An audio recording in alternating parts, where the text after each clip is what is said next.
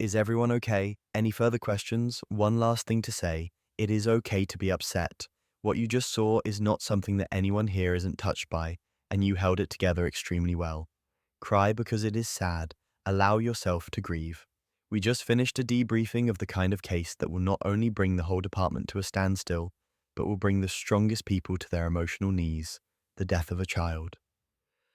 The 6-month-old came in held in the racing arms of a fireman, its limp arms hanging out of that thick fireproof gear, looking out of proportion to the world. Mum put the baby to bed and went to check on her 2 hours later. She was lying in her own vomit and not breathing, her blue face and still body putting Mum into instant shock. She was a pretty baby with a pudgy doll face, but what we saw made the outcome instantly apparent. She was mottled and cold. We would not be able to revive her, and we knew it. But we still had to try. Mother deserved at least that much. We intubated the baby, placed an IV into her arm, as well as an emergency IV into the bone of her leg. We worked through the algorithms for a pediatric arrest and made no progress. We gathered a crowd as our paramedic team stayed around to watch, and our newer nurses and techs came in to witness how things ran. No one spoke except for my orders and the occasional report of information from a nurse about medication. Everyone courageously did their jobs. Now it was time to test our strength. I have tried to stay progressive when it comes to death and keeping the patient's family involved. The thinking is that it may help the healing if the parents get to witness what is going on and see what is happening. They also get a chance to be there when the family member is pronounced dead, being at their side when they officially die, as opposed to wondering if they passed alone in some cold room. However, you can imagine the emotions this brings into the room that staff have to witness. We have a hard enough time trying to stay strong and distant from our emotions as we travel through the day-to-day tragedy without making it harder on ourselves. But we must do what is best for the family and patient, not what is best for us.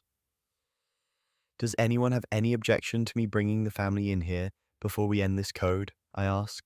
Silence. Either nobody minds or they are too shy to speak up. Keep running the code, I'll be back.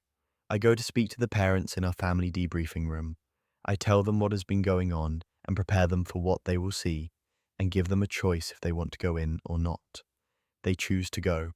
I let them know that at this point things look bleak, but we would try one more round of drugs, and if that doesn't work, we will stop our efforts.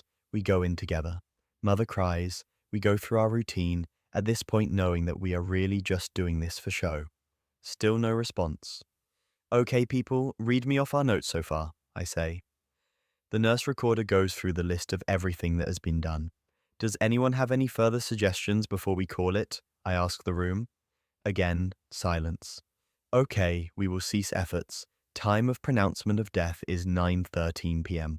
The mother screams and starts to look like she is going to pass out. Our paramedics catch her and lay her on a gurney. We disconnect lines and wires. Can I hold her? The mother asks.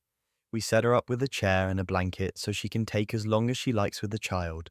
I am sure everyone is thinking about their family and wishes they could be home with them instead of here. The worst part now, we don't get a break. We have to go back to work. There are more patients waiting to be seen, and we must carry on despite what has just happened.